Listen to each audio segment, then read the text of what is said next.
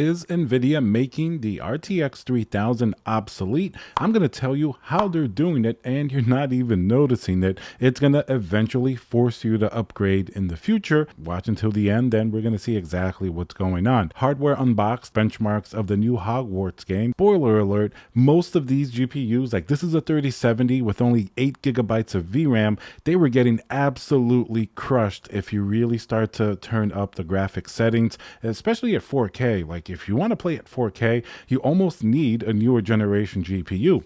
Nvidia is doing some very sneaky things. When these guys came out, RTX 3000, of course everybody wanted them. This is a 3070, everybody wanted the 3080.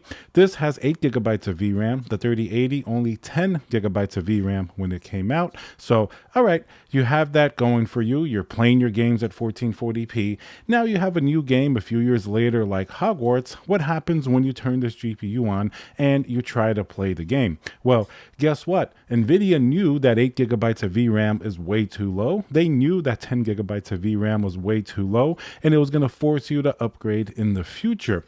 Why? They're pushing ray tracing. What does ray tracing do? I mean, it gives you a little bit nicer lighting and shadows and a bunch of stuff that actually is valid, but what also does it do? It raises your VRAM usage to a really high limit, and of course, if you pair that with something that's higher resolution, like 1440p, you don't even have to go into 4K. 1440p can be enough to start to cripple these GPUs. You add those two together, and all of a sudden, your GPU that was kind of high-end not too long ago now can't even play the latest games with Nvidia's own created software features like ray tracing. So you see what happens there? You sell a high-end GPU, like the 3080 was high-end not too long ago for a $700 GPU. Even this guy was $500. You'd expect to play for a few years, but Nvidia is not done yet. Look how their story continues and the plan gets even deeper.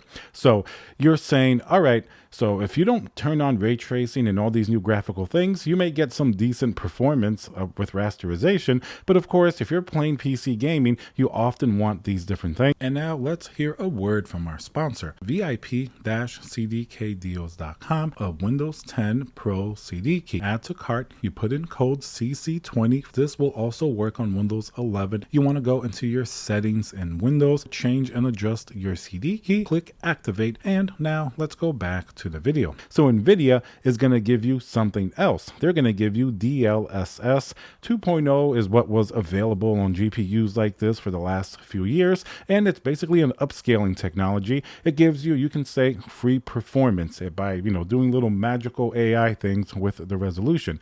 AMD has something similar with FSR, albeit a different method. So Nvidia now says, yes, these games with ray tracing do need a lot of VRAM, but good news, we have DLSS, but they're going to put it only on the new RTX 4000 GPUs for DLSS 3.0 with frame generation. What you really need to get usable performance out of these GPUs. You can throw a 4090 on some of these games, and it's still going to struggle a little bit if you don't have DLSS on to get really high frame rates. You may be able to get past 60 frames per second or 70 or 80 like in Cyberpunk, but if you want 100 plus frames per second with all the eye candy turned on, you're going to need at least a 4090 with DLSS 3.0 and frame generation. But this is where it gets even better. Nvidia says these GPUs here, RTX 3000 all the way up to the 3090 Ti, cannot do DLSS 3.0 like the 40 series.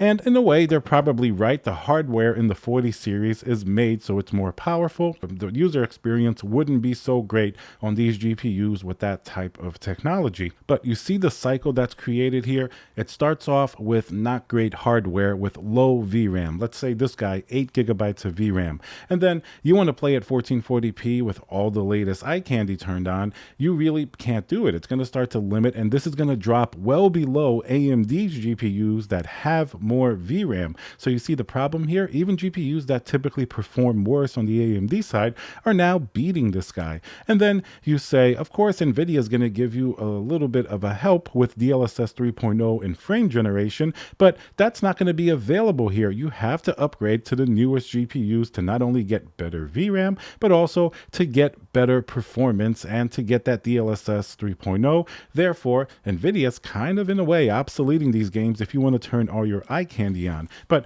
it's not really the worst news. I mean, I've tried playing this game, and the only thing you really have to do is try to keep your settings reasonable. You're not going to be able to max out everything. That means you're likely going to have to turn off ray tracing if you want decent performance. And of course, if you're trying to push 4K, you definitely probably need to be stepping into an RTX 4000 GPU, and unfortunately playing into Nvidia's hands, just because a lot of these games just require it. They've been very, very intensive, like Forsaken, the new Hogwarts games, Dead Space. They're all, and of course DLSS 3.0, if you like it or not, with the fake frames as people call it. I think it is a technology that's going to be important in the future, and Nvidia is going to push it hard along with ray tracing and path tracing, therefore leaving these guys even further behind. The 1080 Ti lasted a long time without getting outdated, but that's because Nvidia wasn't pushing ray tracing quite as heavily. We didn't really have these super sampling technologies back then. Now they've created all of these other things to give you a reason to have to upgrade, and therefore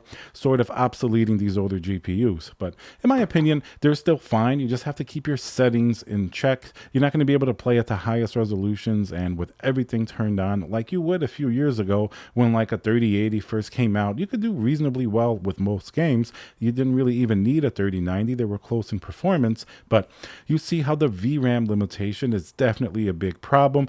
Therefore, making at least the 3090 a little bit safer with the 24 gigabytes of VRAM, maybe the 12 gigabyte 3080 and 3080 Ti will fare a little bit better, but not too much better. That VRAM limitation in a few years is going to be a big problem even for GPUs with 12 gigabytes of VRAM. That was part of the reason why the 4070 Ti had so many complaints against it. If you put it up against a 3090 Ti in some scenarios at 4K with ray tracing, you're going to see, especially that low memory bit bus of only 192 bits, give you problems on the 4070 Ti, and that's going to be like stutters. It's not going to be a smooth gaming experience, while on a 24 gigabyte much faster memory 3090 Ti, you won't see those same issues, even though technically they have a lot similar performance and rasterization. So you see 12 gigabytes of VRAM is way too low. 16 is really the minimum that you want to be investing into for really future proofing. Something like the 4080 really is going to be the minimum. And look at AMD's